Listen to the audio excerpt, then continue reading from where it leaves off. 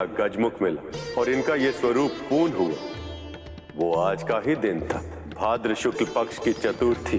तब से इस दिन सभी देवी देवता कैलाश जाते हैं और पूरे शिव परिवार के साथ भगवान गणेश का जन्मोत्सव मनाते हैं। आज भी वही एकत्रित होंगे सब। नारायण नारायण। नर नारायण के मुख से एक कथा सुनकर अतीत की स्मृति होगी, जैसे सब कुछ ही समय पहले घटा। सच में मामा श्री, उन दोनों ने जितने मनोयोग से ये कथा सुनाई, उतनी ही श्रद्धा से गरुड़, देवी विंता और देवी कद्रू ने ये कथा सुनी। उनके प्रश्नों की जिज्ञासा के कारण मेरे जन्म और इस अवतार की कथा के पीछे का सार भी सभी को सरलता से समझ आ पाया, जिससे इस कथा को सुनने वाले अन्य श्रोताओं का कल्याण भी अवश्य होगा। तुम्हारे जन्मोत्सव पर मनुष्यों के लिए ये कथा बहुत ही उत्तम उपहार है, किंतु अब एक उपहार तुम्हें मुझे भी देना होगा गणेश। आज्ञा दीजिए मामा श्री। तुम्हें मेरा दूत बनना होगा गणेश,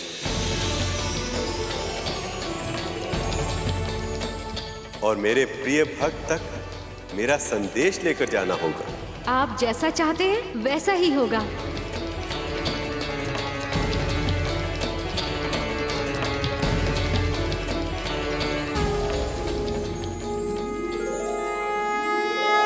जय गणेश जय गणेश जय गणेश देवा, माता जाकी पार्वती पिता महादेवा।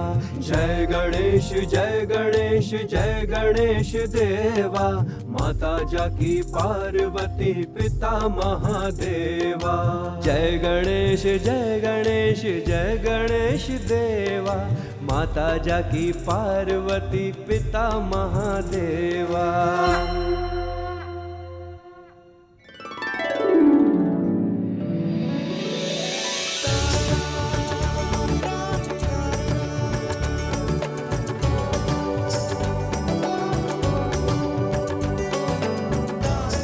हे गजानन, हमारी ओर से ये भोग, ये मोदक स्वीकार करें प्रभु।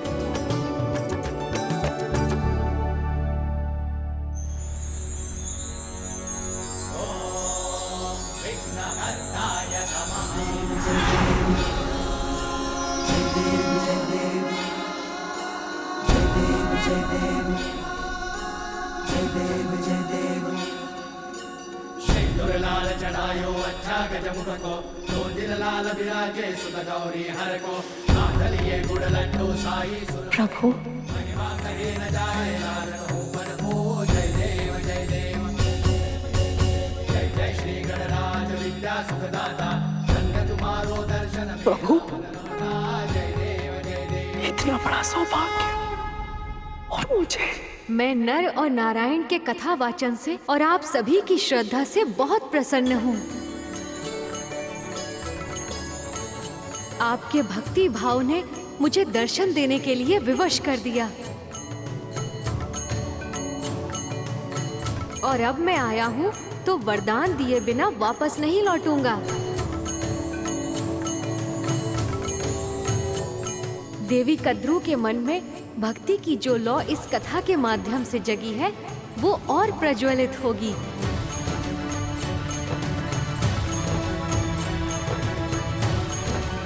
आपका बहुत बहुत धन्यवाद गजानन, बहुत बहुत धन्यवाद।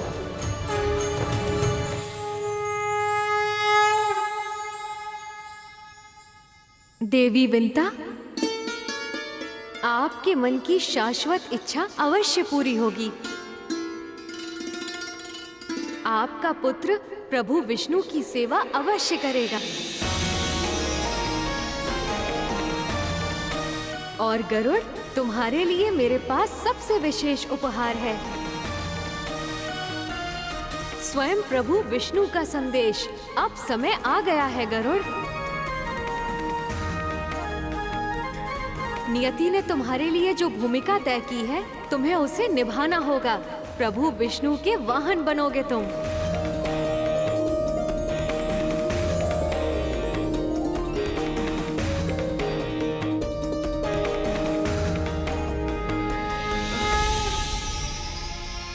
क्या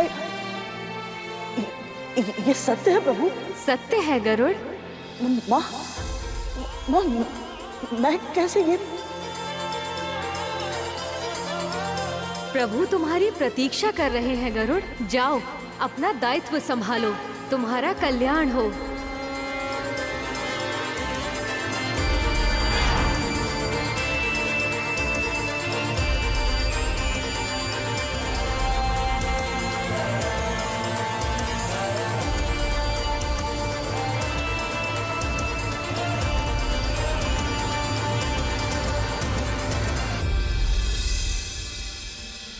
माँ, प्रभु, गरुड़ यहाँ आ रहा है। वो यही रहेगा ना हमारे साथ? ये तो बहुत ही प्रसन्नता की बात है। हाँ शेष, गरुड़ अब अपनी नियति के साथ न्याय कर पाएगा। अपने जन्म का उद्देश्य पूरा कर पाएगा।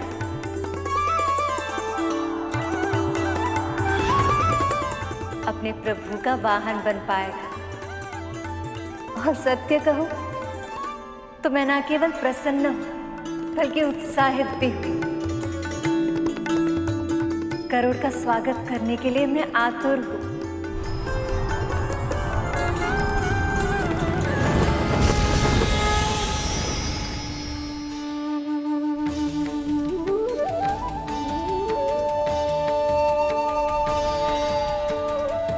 प्रणाम स्वीकार करें प्रभु। प्रणाम माँ।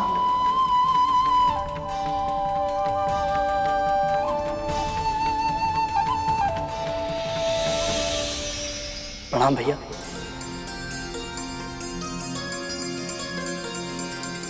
गरुड़, केवल तुम्हारी ही कमी थी। ऐसा लग रहा है कि तुम्हारे आगमन के साथ ये वैकुंठ का परिवार अब पूरा हो गया है। माँ, आपने और प्रभु ने मुझे इस योग्य समझा, ये आपकी कृपा है और मेरी माँ की तपस्या का फल। तभी तो मुझे वो सौभाग्य मिल रहा है जो बड़े बड़े देवता तक को नहीं मिला। तुम्हें अवसर मिल रहा है गरुड़, इसे सौभाग्य में बदलना अभी शेष है। कर पाओगे? क्या मेरा भार उठा पाओगे तुम? अवश्य उठा लूंगा प्रभु। मैंने तो मंदराचल भी उठा लिया था। आप बस आदेश दीजिए प्रभु। मैं अपना दायित्व निभाने के लिए, आपका वाहन बनने के लिए बहुत आतुर हूं। मन तो कर रहा है कि मैं इसी क्षण आपको अपने ऊपर बैठा लूं और अनंत गगन की ऊंचाइयों में खो जाऊं। गरुड़ के भीतर जो शक्तिशाली होने का अहंकार जन्म ले रहा है, इसे शीघ्र ही रोकना होगा मुझे। सारे संसार का भ्रमण बस एक ही बार में कर लूंगा। अवश्य कर ले, किंतु उससे उपरांत मेरी कनिष्ठा उंगली का भार उठाकर तो देखो।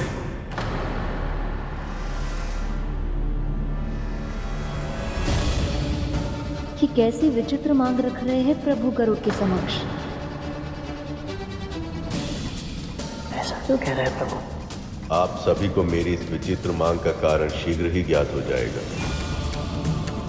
जब मैंने मंदराचल जैसे विशाल पर्वत को उठा लिया, तो प्रभु की एक उंगली का भार क्यों नहीं उठा पाऊंगा? गरुड़ के अंदर अहंकार आ रहा है।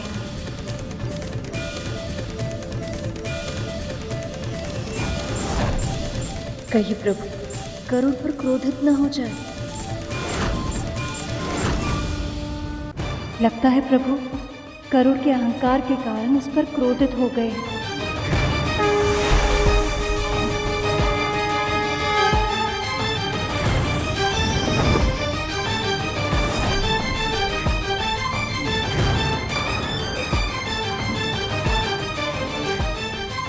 गरुड़ को अभी भी बहुत ज्ञान अर्जित करना शेष है।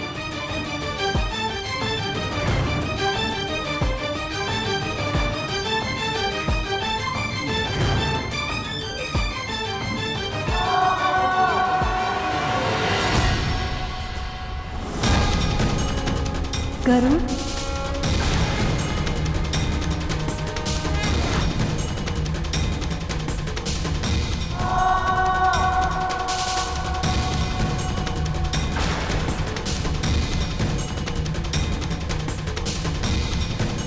प्रभु, ये क्या हो गया?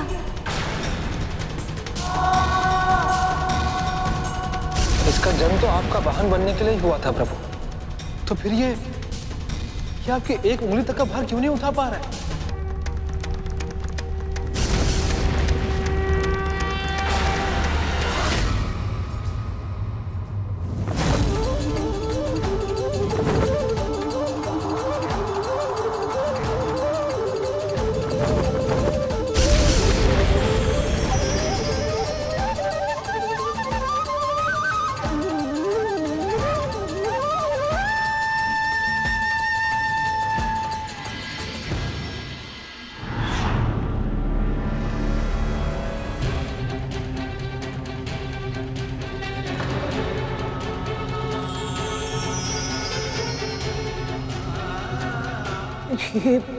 ये क्या हो गया?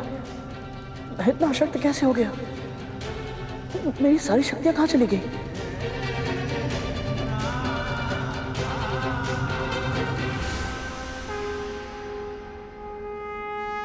प्रभु, मैं तो आपकी सेवा करने के लिए आया था,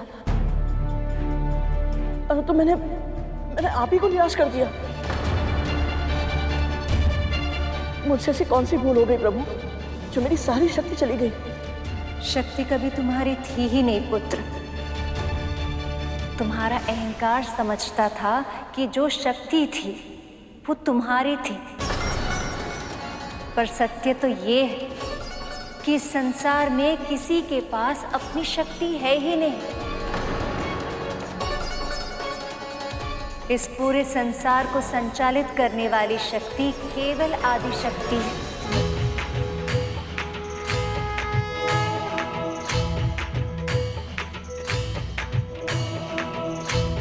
उन पराशक्ति की शक्ति ही हम सब में वास करती है। उन्हीं की कृपा से सब कुछ संभव है संसार। यहाँ तक कि त्रिदेव और हम त्रिदेवियों का जन्म भी उन्हीं के शक्ति के कारण हुआ है।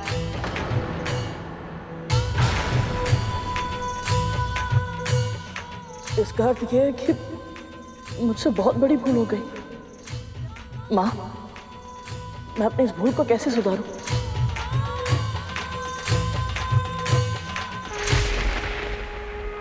देवी लक्ष्मी, समय हो गया, चले।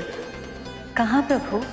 आप गरुड़ के वैकुंठ के आने के उत्साह में भूल गई कि हमें विंध्याचल क्षेत्र में जाकर नवरात्रि की पूजा और व्रत करना है। और ये हमारे विवाह के बाद पहली नवरात्रि। अवश्य प्रभु, चलिए।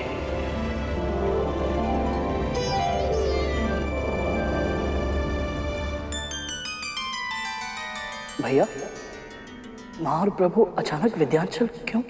गरुड़, माँ और प्रभु हर वर्ष नवरात्रि के समय में विंध्याचल देव के क्षेत्र में जाकर साधारण मनुष्य की तरह व्रत पूजन करते हैं। इस समय भी ये वहीं जा रहे हैं।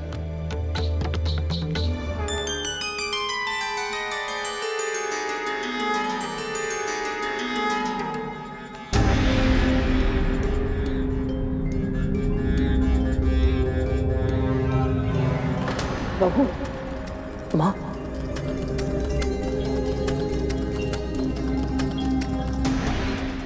मुझे भी अपने साथ ले चलिए ना। प्रभु, मैं जानता हूँ मुझमें अभी इतनी शक्ति नहीं है कि मैं आपका वाहन बन पाऊँ, परंतु यहाँ मैं आपकी सेवा करने के लिए आया हूँ। प्रभु, मेरी अज्ञानता के लिए मुझे इतना बड़ा दंड मत दीजिए। प्रभु, मुझे भी अपने साथ ले चलिए। माँ,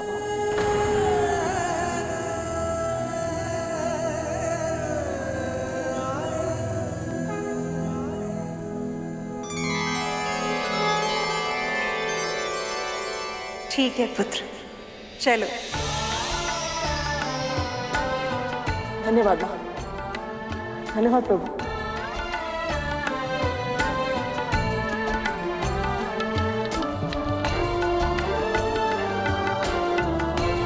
ये यात्रा तुम्हारे लिए मंगलमय हो भाई। प्रभु का वाहन बनने की शक्ति शीघ्र ही मिले तुम्हें। जय मां भगवती, जय मां विंध्यवासिनी, जय मां। प्रभु विष्णु और माता लक्ष्मी मेरे समक्ष।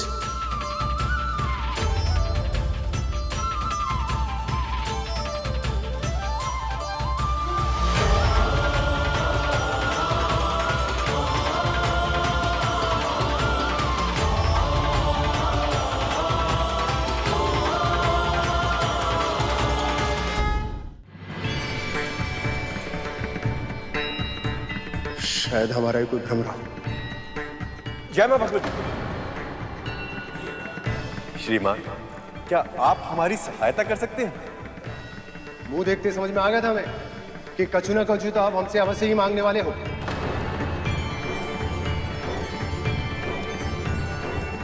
अरे भैया, कौन हो, क्या चाहिए आपको हमसे? जी, मेरा नाम पुरुषोत्तम है। ये मेरी पत्नी कांता और ये मेरा शिष्य सुपर्ण। सुपर्ण हो या कुपर्ण, हमें उससे क्या है?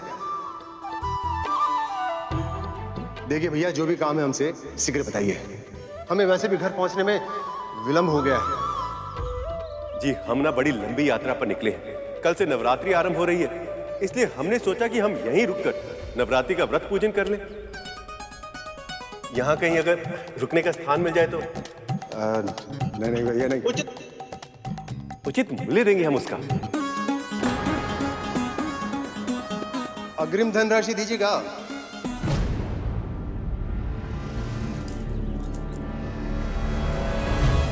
जी अवश्य। हमारे घर में भी लक्ष्मी हमारी धर्मपत्नी के पल्लू से ऐसी बंधी रहती है। देखिए, हमें इस बारे में अपनी धर्मपत्नी से बात करनी होगी। अगर उनकी सहमति हुई तो हमें कोई आपत्ति नहीं है। पूछते हैं ना, कौन रहेगा कौन नहीं, इसका निर्णय तो घर की स्त्री ही करती है। जी जी बिल्कुल। वैसे हमारे घर के भी सभी निर्णय ना यही लेती हैं। घर घर की यही कहानी है भैया।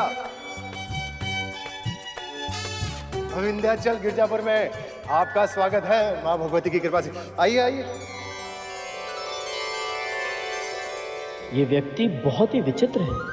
प्रभु ने इसे ही क्यों चुना?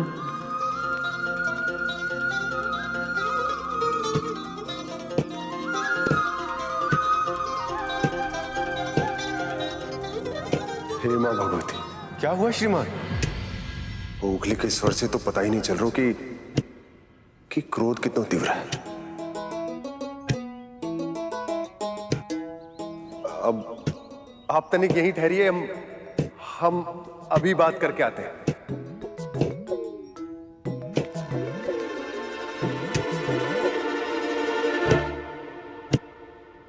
ना समय लगता है स्नान करने में। कब से भोजन बनाकर प्रतीक्षा कर रहे हैं। भोजन को बार बार चूल्हे पर गर्म करने से उसका सारा पोषण समाप्त हो जाता है। जीवन में कोई अनुशासन है या नहीं? पता है, जो समय का सम्मान नहीं ना करता, समय भी उसका सम्मान नहीं करता। प्रभु, ये स्थान ठहरने के लिए ठीक तो नहीं लग रहा। ग्रह स्वामिनी तो बहुत ही क्रोधी स्वभाव की है। कभी कभी क्रोध में भी प्रेम छुपाता है सुपर्ण।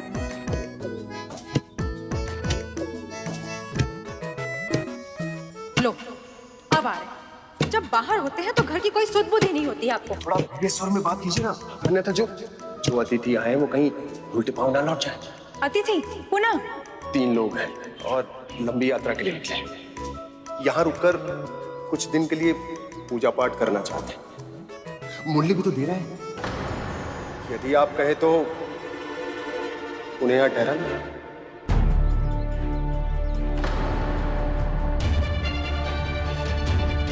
इनके स्थान पर आकर नव दुर्गा की कथा सुनाने के पीछे इनका ही कल्याण निहित है और इनके कष्ट हरने हम स्वयं पृथ्वी लोक पर आए।